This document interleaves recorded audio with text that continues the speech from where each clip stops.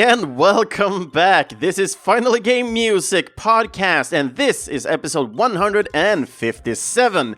This is yet still a filler episode because I still haven't gotten all the things I need in order to do the rebranding of this podcast.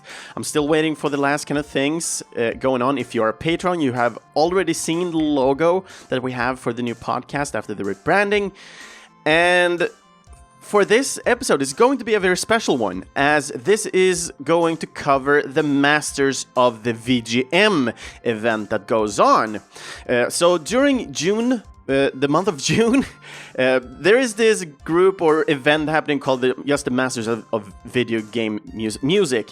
And basically, there's a lot of different video game music podcasts out there that is covering this one, and everybody's choosing their kind of master of composers through video game music. And I have chosen three of these little guys, and my special thematic of the day when it comes to the Masters of VGM is not going to just handpick some of my favorite ones. I'm actually going to handpick one of my favorite ones from each kind of region. So we're going from west, middle, to the east. And of course, we're starting all the way from the left in the beginning here. So we're going to start out with the composer Glenn Stafford. And when it comes to Glenn, this is super interesting composer. I really do enjoy, but this is mostly because I am a huge sucker when it comes to the Blizzard games. He is mostly known for working on the Warcraft series, but he has worked on mostly like every series the Blizzard has been working on. So that includes World of Warcraft or Warcraft, StarCraft, but also the Diablo series.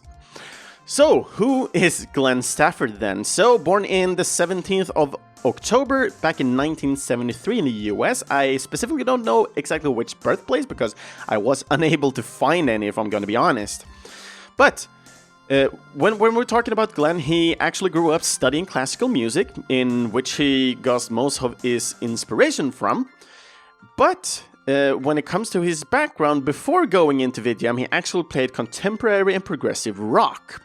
So, when he started out working at Blizzard Entertainment, this was on a 1-week trial basis, and I'm doing the bunny ears now. It's hard to see in podcasts, however. But this was back in 1993, where he was stationed in Mike Mordheim's office. And for those who don't know, Mike is actually the co-founder of Blizzard, but he did left Blizzard Entertainment back in 2019. But during this time on this 1-week trial basis, he was the one that ported both of the music and the sound effects for the PC version of Blizzard's game The Lost Vikings. Back in this day, they were not called Blizzard, they were actually called Silicon and Synapse Corporation. But after that one, there were 4 composers on the game Warcraft, Orcs, and Humans. So this was basically his first work on any of the series, and Warcraft was the one first out. And this game was released back in 1994. So we're going to listen to the track Human, which is the part 1 of it. There's actually a total of 3 parts into the Human, let's say, like OST kind of way. So let's just enjoy Warcraft, Orcs, and Humans, Human Part 1.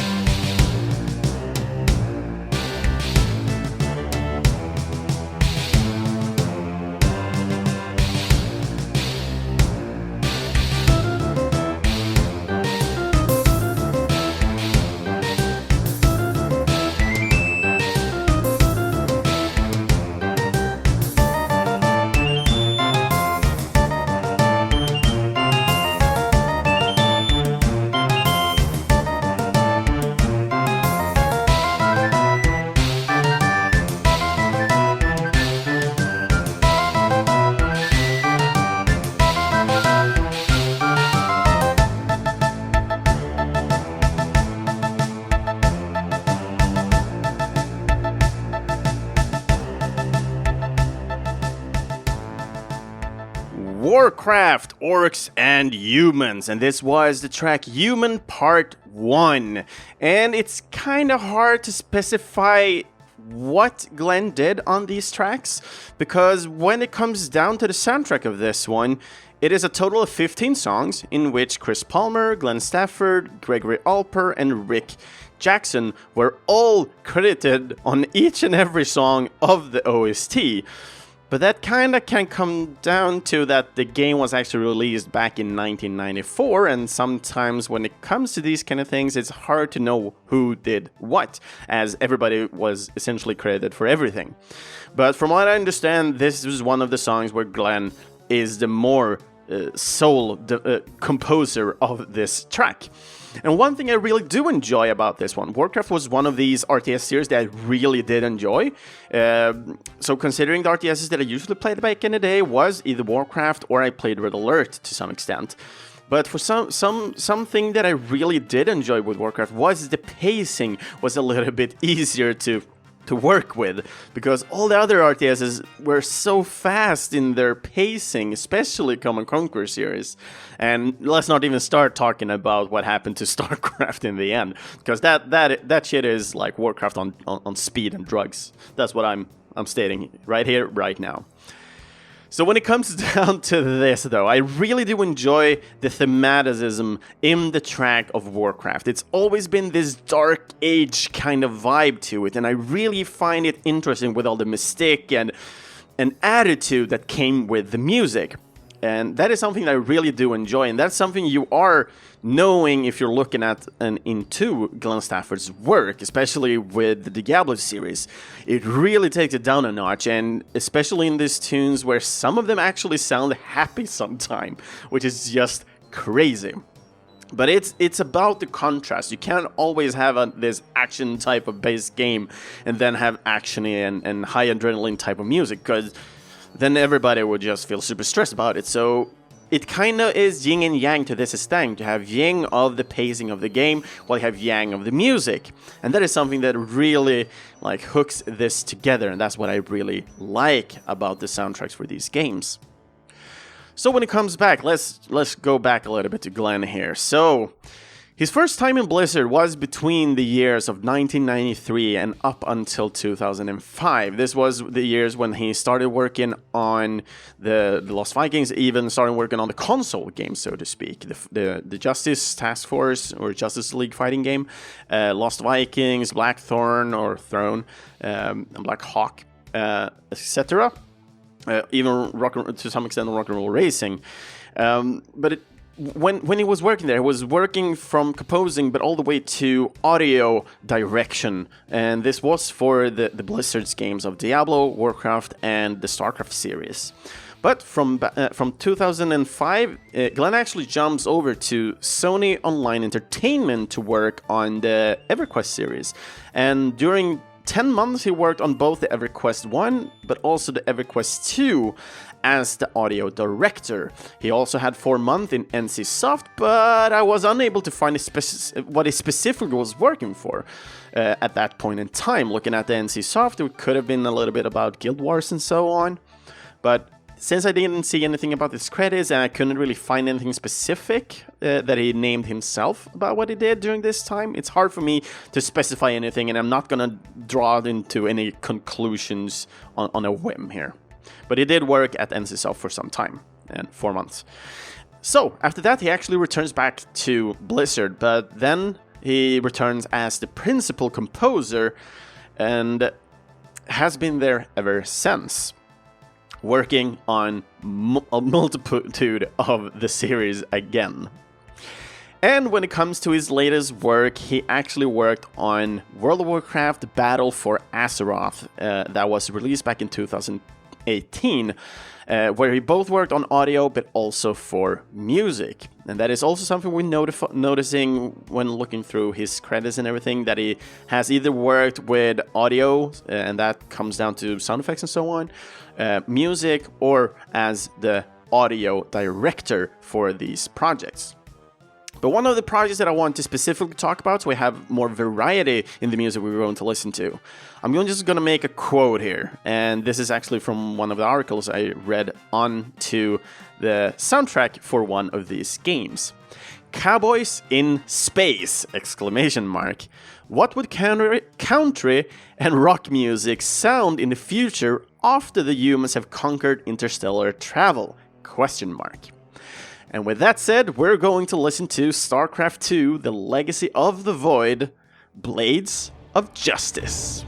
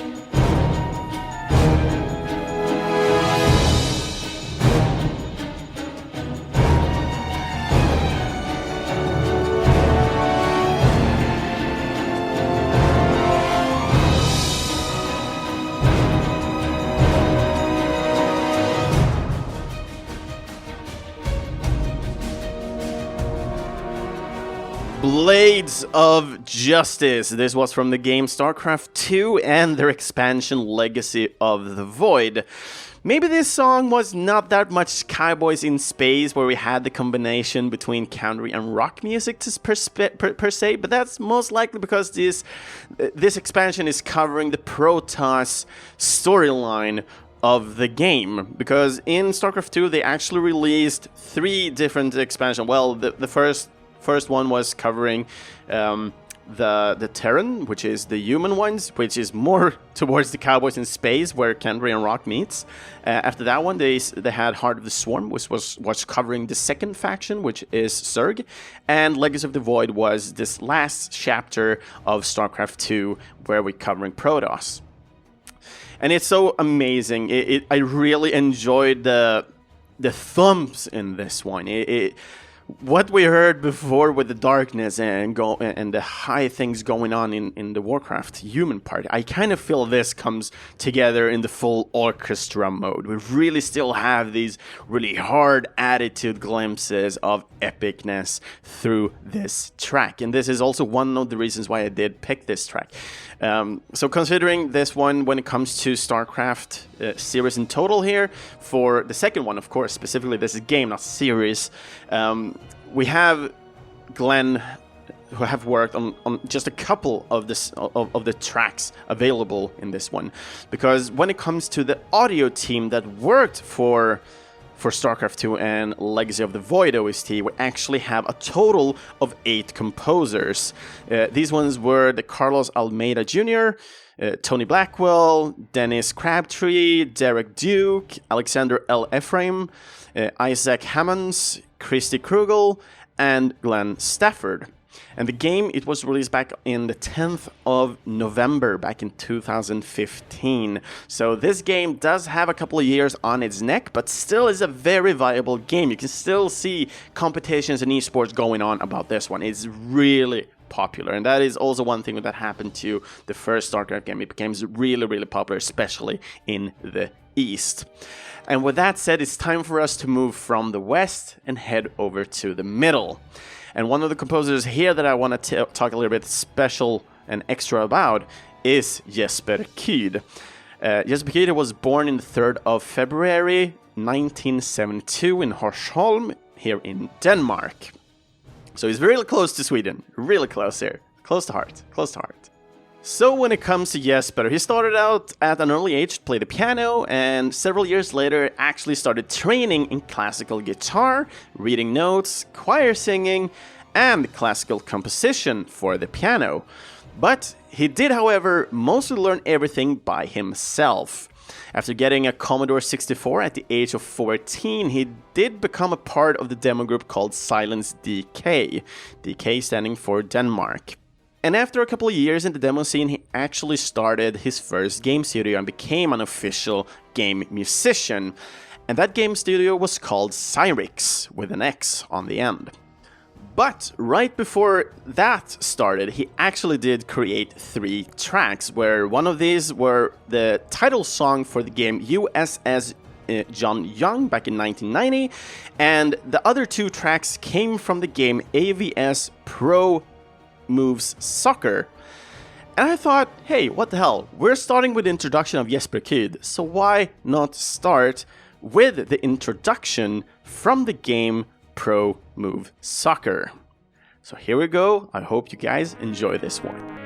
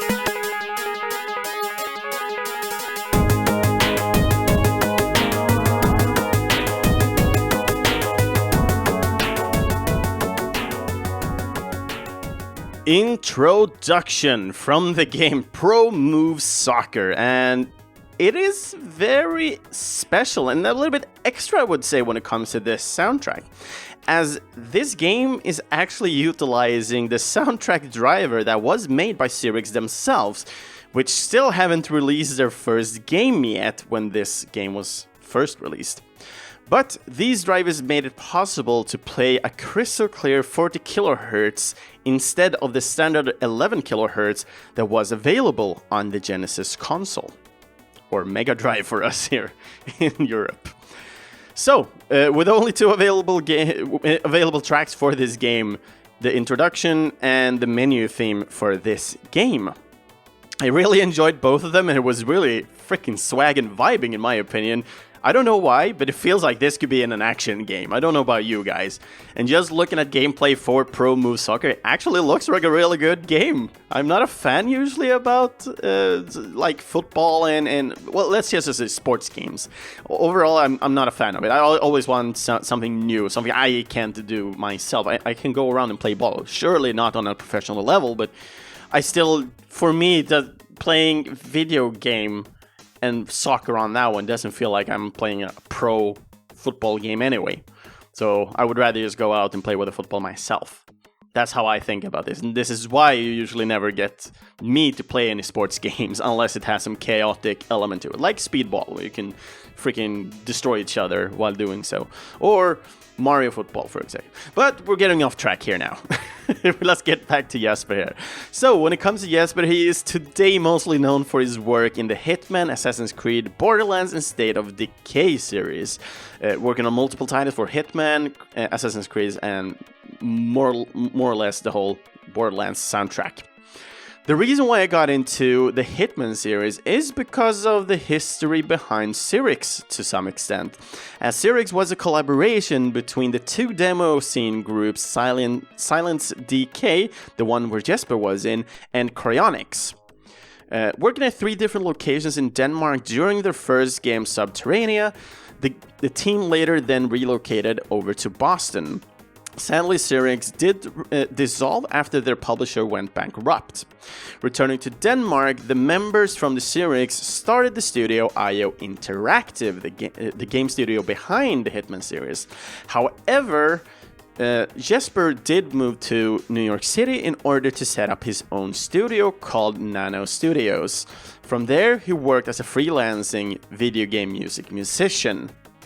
So that's the reason why he kind of was together and why he got a job working with the Hitman series. He was so close towards and together with these guys that, of course, he would get the first job from them as a freelancing video game musician this time. And when it comes to his latest work to date, that is from the game Assassin's Creed and their latest installment in the series, Valhalla. And on the soundtrack there, we can check just fastly that he worked on 5 songs himself, but this is also a little bit of this and a little bit of that, and I'm going to explain why after listening to the song from this game. But together, and the song we're specifically going to use, listen to here, it is the main theme, and this was also a co-produced track together with Sarah Schanascher, and it has vocals by the Norwegian guy Einar Selvik. I don't know if some of you guys might know this, but he is playing in some more folklore kind of music style bands in Norway and Sweden, if I remember correctly, but one of them is called Vardruna, which is pretty popular that I know, at least a little bit rock, Viking rock music, if I remember correctly. I haven't listened too much to them, but I have listened to some songs recommended to me. Let's go back and let's actually start listening to the tune instead. I'm getting off track way too much, I feel.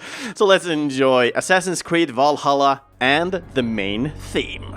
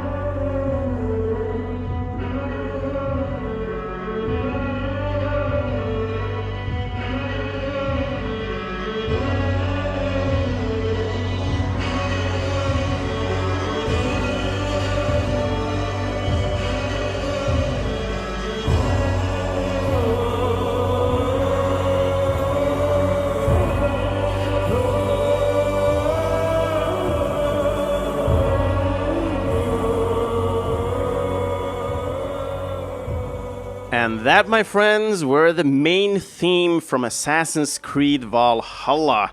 And usually we don't listen this long to a track, but since the vocals from Einar came in so late in this one, and I actually pushed the boundaries a little bit so we can enjoy some of his wailing here right closer to the end of the track. So when it comes to the soundtrack of Assassin's Creed Valhalla, there were actually 2 albums that were released in connection to the game.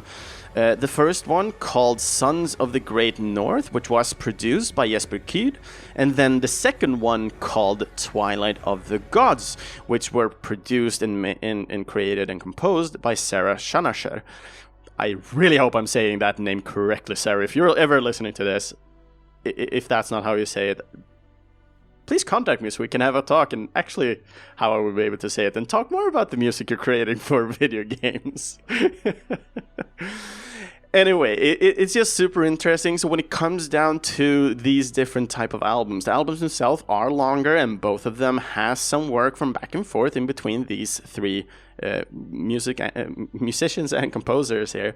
It is just really interesting. So when it comes to the Great North and then a smaller album, the EP, we have 5 songs in total that were composed and worked on by Jesper himself.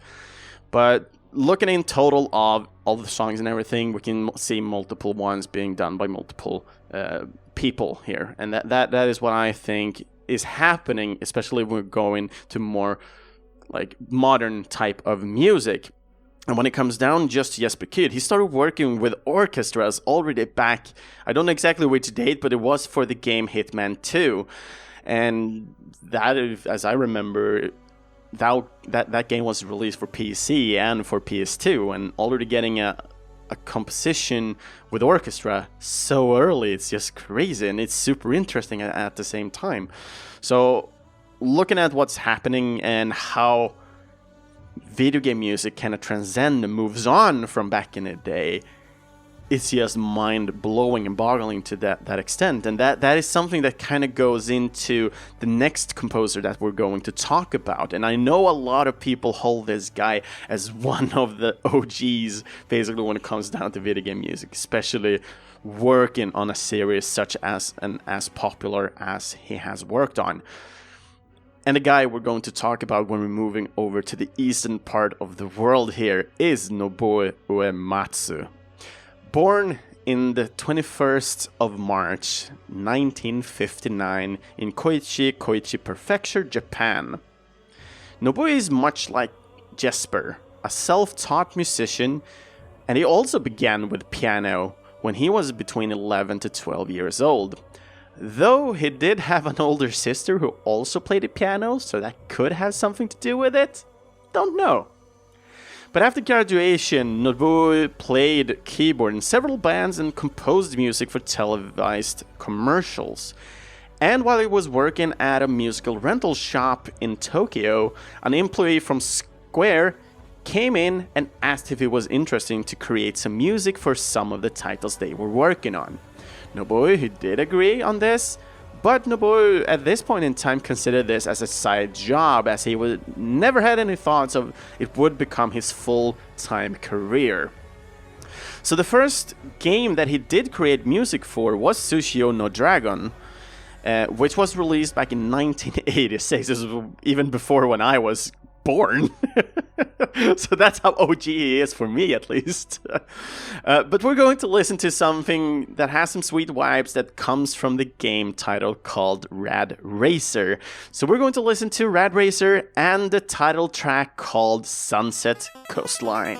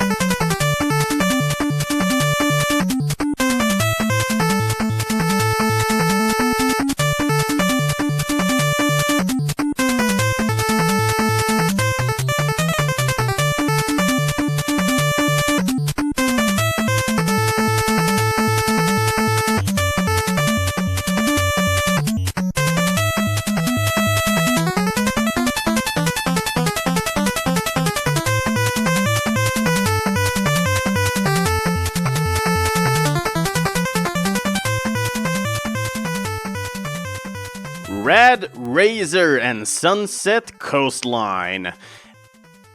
I don't know what to say. I'm kind of speechless. I just enjoy the vibes that this song is giving, and I guess I'm not alone to that kind of feeling, and to some extent, I mean, this is a thoroughly nice legend to a lot of video game composers, but also a lot of gamers who listen and played Oematsu's games that he has worked on and composed music to. So when it actually comes down to this game, he is the sole but also the uncredited composer for this game. He did create a total of 6 tracks for this title, and the game was released back in 1987. The first game that the Square member was referring to, in Nobou Oematsu's case, it was and are the games Tsushio no Dragon, Cruise Chaser Blasty, and Alpha, all in which were released back in 1986. So Nobou, he was working at Square for a really long time, and this was all between 1985 until 2004. So in 2004, he actually went to become a freelancer, like many other composers tend to do. And during his years at Square, he did become quite famous for his work on the Final Fantasy series. And even though he went to compose as a freelancer, it did not stop him from continuing his work at Square Enix and the Final Fantasy series. But it is not the only games that he have worked on. However, it all connects in the end, as the latest work he has done is on the mobile game Fantasian, made by the studio Mistwalker, which in this case was created by the former vice president from Square's, Hironobu Sakaguchi. And the reason why he's the former vice president was due to the fact and how the Final Fantasy music Spirited Away kind of backlashed. I don't know what about you guys, but I did actually enjoy that movie to some extent. I don't have any great memories about that movie, but in my opinion, it was not a bad movie. It was just meh. Maybe they were expecting something else. I do not know. But anyway, so when it comes down to this one again, was not his first work, and this is Nobou, of course, that I'm referring to. It was not his first work with the studio, as he has worked on soundtracks from their older games, Blue Dragon and Lost Odyssey, just to name a few. And there are people out there that really adores Blue Dragon and Lost Odyssey. I played both of them. I actually own both of them. Have not completed any of them. So looking at Blue Dragon, it kind of looks like a Dragon Ball kind of game. Still JRPG. And Lost Odyssey looks more into a Final Fantasy, but has a more Arabic kind of vibe to it. But at the same time, it's very sci-fi-ish. But I kind of like the system that they utilized. I just feel like I can't really play JRPGs. I'm just super bad at them, and I know for a fact that they take a lot of time. But I will have time, I will make time to actually play through these and enjoy them to much more extent. And I'm really looking forward to do that as well. But anyway, so looking back at Fantasian here, let's actually listen to the battle track that he did for this one, because it's really enjoyable, and we will actually see the difference between looking at something bleep bloop like we're hearing behind us now to something more grand and fantastic. So let's go, Fantasian and Battle 2.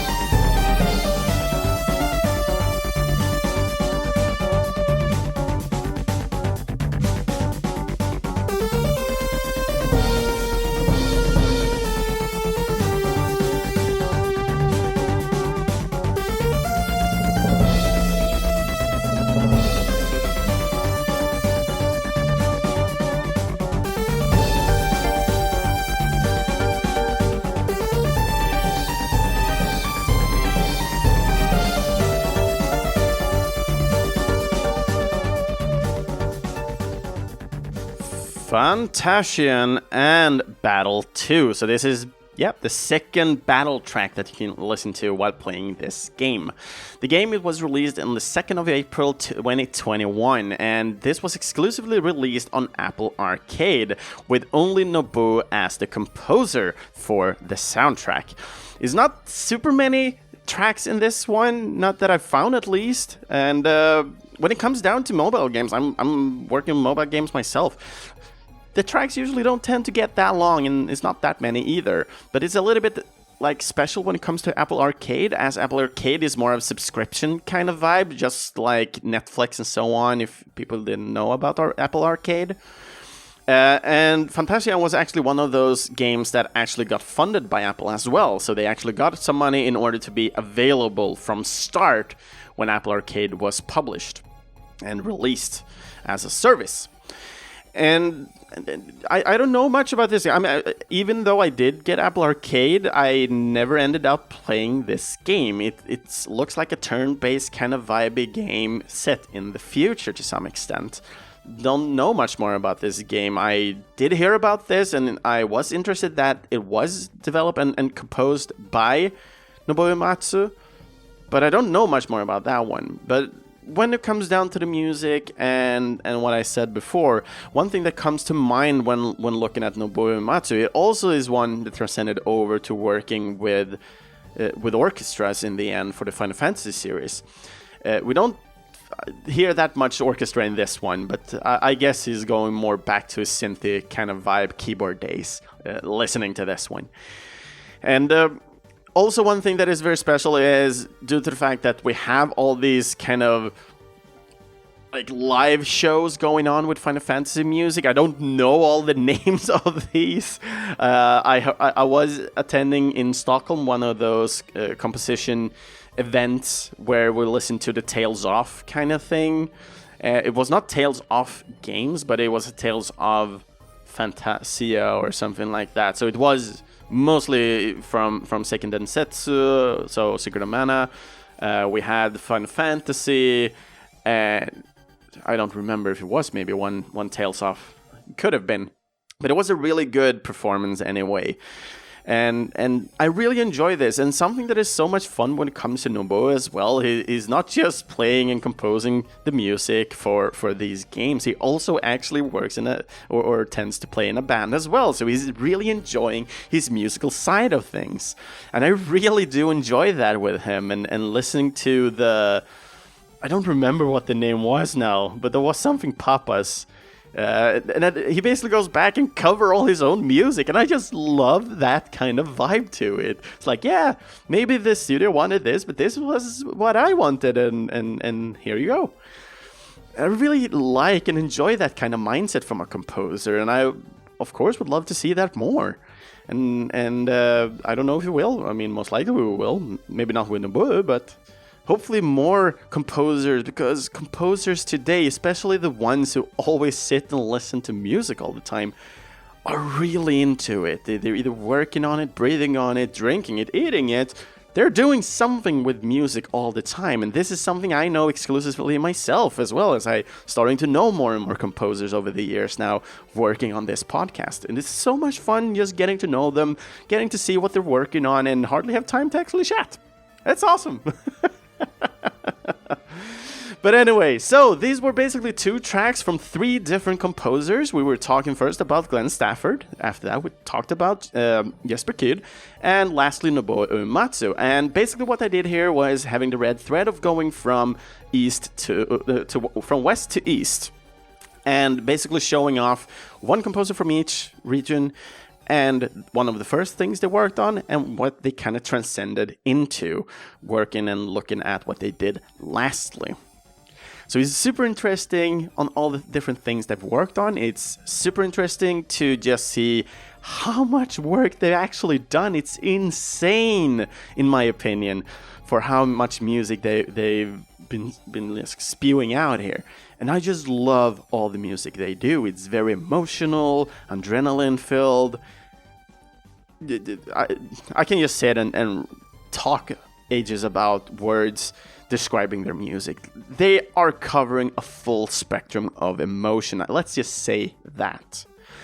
So, with that said, that is basically end of the episode, but let me tell you a little bit special about this event. So Masters of the VGM, which the event is called, it is through Video Game Music Podcast that we will define which composers who will join the pantheon of becoming the legends, known as the Masters of the VGM. So during June month here in 2022, we are going, as the podcast, to determine who is the most fitting composer to stand among the titans. So if you're interested in this event, maybe you are having a podcast yourself with VGM music and have not heard about this event, then feel free to join in. Just use the Masters of VGM and do a podcast during the month of June. If you are a listener and more interested in what the other podcast has picked, definitely check in videomasters.vgm.com. There you can see all the different podcasts, everyone who's covering this subject and event. So get to know other podcasts if you are a fellow video game music lover like me. And with that said, I think that covers basically everything for this one. So other episodes of Finally Game Music, you'll find those on our homepage, videospelsklubben.se, Spotify, or in your closest podcast app. Feel free to follow and comment on one of our social medias, either Facebook or Instagram. Just search for Finally Game Music. And if you would like to hear your own name within one of these episodes, then feel free to either request a song or a thematicism for an upcoming podcast by commenting on any of our social pages.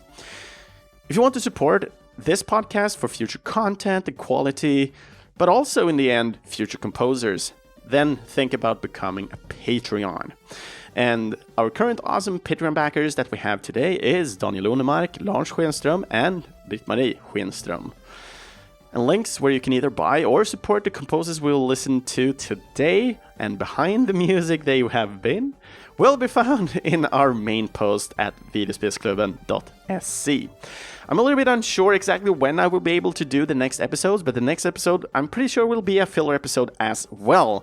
So in case you want to listen to me going randomly jibber jabber or something like that, or if you want something else to be covered, then feel free to contact me, because I have no freaking clue at the moment, because I'm so out of my mind at the moment. It's crazy with work, with everything. So if you just want to hear me just select a random amount of tunes and just jibber jabber like I did today, kinda, feel free to just comment so I'll know that, because I have no freaking clue at the moment. I just want to get this rebranding done so I can actually start with the new rebranding of the podcast and actually bring a lot of big content updates and so on for this podcast.